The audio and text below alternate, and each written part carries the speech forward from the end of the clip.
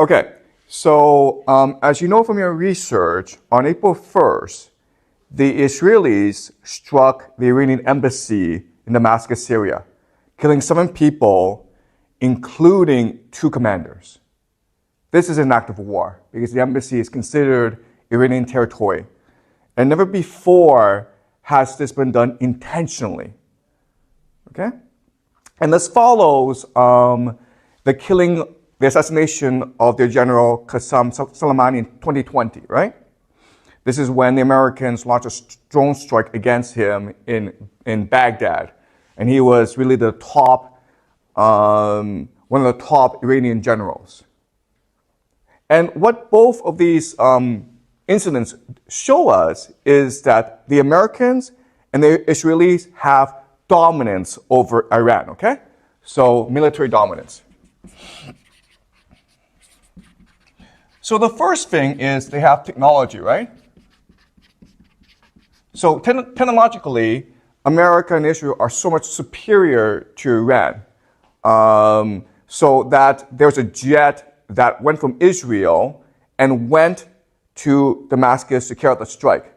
Now, if you did the research, you would know that the Canadian embassy is right next to the Iranian embassy. And the strike was so precise that it only hit the Iranian embassy and didn't touch anything else, okay? That's a precision strike. That's how powerful the technology that the Americans and the Israelis have, okay? But the other thing that's important is the idea of intelligence.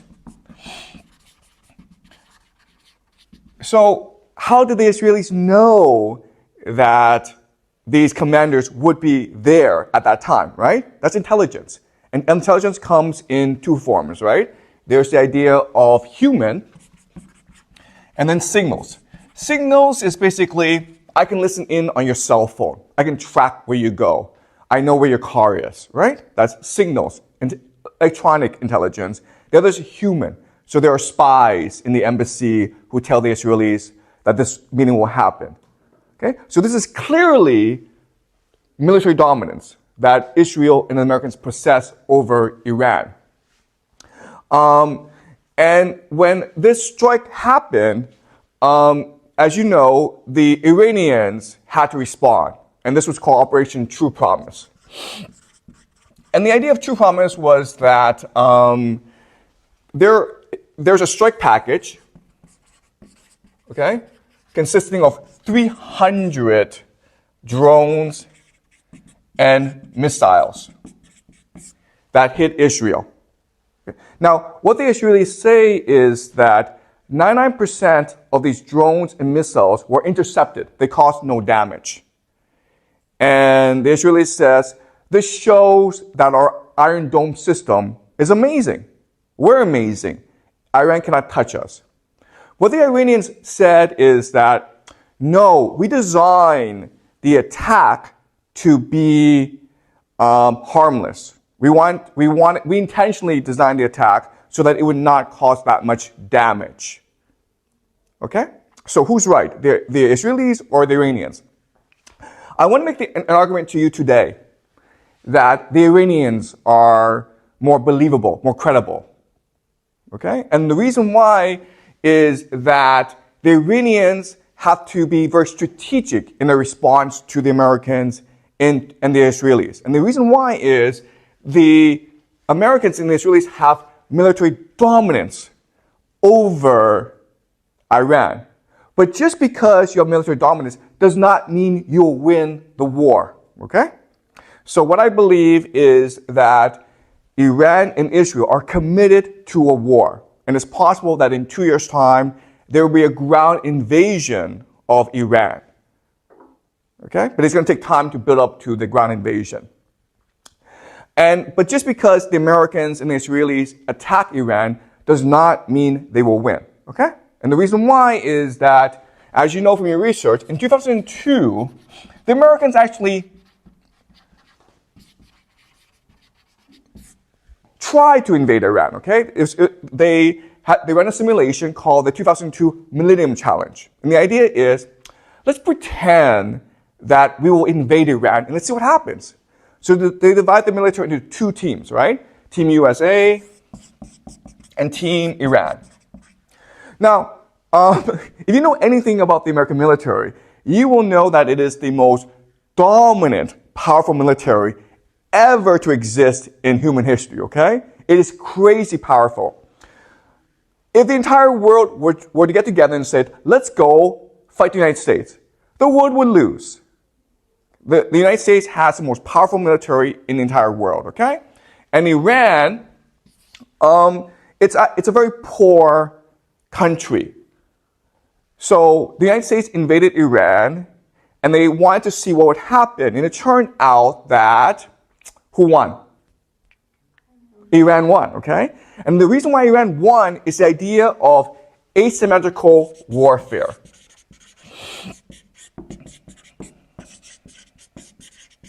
All right? And this is a very important idea that you must know if you are to understand this conflict. So what is asymmetrical warfare? All right, let's pretend that Jack and I are enemies. We hate each other and we want to kill each other, okay? Jack has armor and he has a machine gun. I have nothing, okay? So in most battles, Jack's going to kill me, right?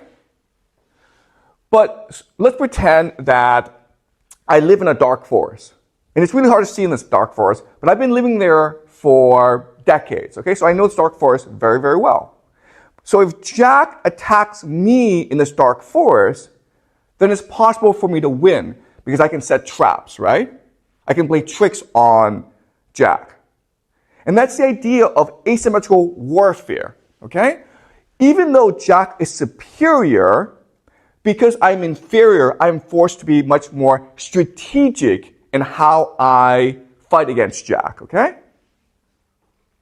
And so asymmetrical warfare means that as long as you can define the terms of engagement, as long as you can control how the war is fought, you will win. Okay? So let's look at what this means for Iran and the United States. So the United States has these aircraft carriers, and they cost like $1 billion, okay? They're very expensive, but they're very powerful. Now, in a symmetrical warfare, what would happen is Iran sends its entire navy against this one aircraft carrier of the United States. And then what happens? The United States blows up the entire Iranian navy, okay? That's what would happen. So you don't do that, okay? You do not send your navy against an American aircraft carrier. What you do instead is you send drones, okay? Or drone swarms. So what they did in the Millennium Challenge was they had these suicide boats, right? Charging these aircraft carriers. And guess what, guys? If there's a lot of them, like 1,000 of them, you can't stop all of them. And if one hits, then your boat sinks. Okay, does that make sense? Okay, this is what we call asymmetrical warfare. Now, what's important to understand is that in asymmetrical warfare, you have to control how much resources you use, okay? So, for example, this aircraft carrier costs like $1 billion. The drone swarms, okay, a drone may be $1,000 for a real one, okay? But then you have fake ones that cost $100. $1,000 are these drones that blow up, right? $100 are drones that don't blow up, right? You have 1,000 of these, and then that's like $10 million.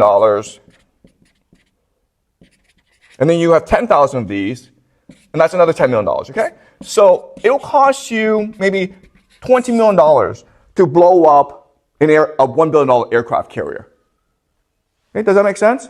And this is why Iran would win a war, because Iran would employ asymmetrical warfare, drone swarms against the American aircraft carriers. Okay? And the True Promise actually showed us that the Iranians would probably use this strategy. And the reason why is that the total package, the strike package that the Iranians used, cost about $10 to $30 million. But how much money did they actually spend to bring down these drones? Do you guys know? How much did it cost the Israelis to defend themselves against this attack? Okay, it was at least $1 billion. Okay, do you understand? All right. So this shows us that in a war, Iran would use asymmetrical warfare, and and even though Israel and the United States have military dominance, they may not be able to win this war. Okay. Okay. So does this make sense so far? Any questions about this? So the Israelis and Americans don't have asymmetrical warfare. Okay, that's a really good question. Okay. And the question really is, okay, listen, the Iranians will use this asymmetrical warfare strategy against the Americans. And so shouldn't the Americans respond with more strategic thinking? And that's a great question. And the answer is the Americans would not do that. Why not? Why is it that asymmetrical warfare is so effective against empires and dominant military powers? What's the problem of empires usually? What is their biggest problem? What is the fatal flaw? They have too much bureaucracy. Okay, they have too much bureaucracy, but Iran also has bureaucracy. But the empires have a much bigger problem, okay? Now let's go back to the Millennium Challenge. Now, in the first test, in the first battle, Iran won against the United States, right? So what did the United States do? And do what? They did it again. They did another second. They did a second simulation. In the second simulation, what did they do? It was scripted. Exactly. Okay. What the Americans said is, nope, this is cheating, guys. Okay, do you understand? Asymmetrical warfare is cheating. You cannot cheat. And then the Americans won. Does that make sense? Okay. So remember, in the first instance where you are allowed to use asymmetrical warfare, the Iranians won. In the second instance, the Americans said, no, asymmetrical warfare is cheating. So you're not allowed to use asymmetrical warfare. You must fight us directly. And the Americans won. What does this tell us about the American military? They're like not flexible. Exactly. Thank you. Okay. They are inflexible.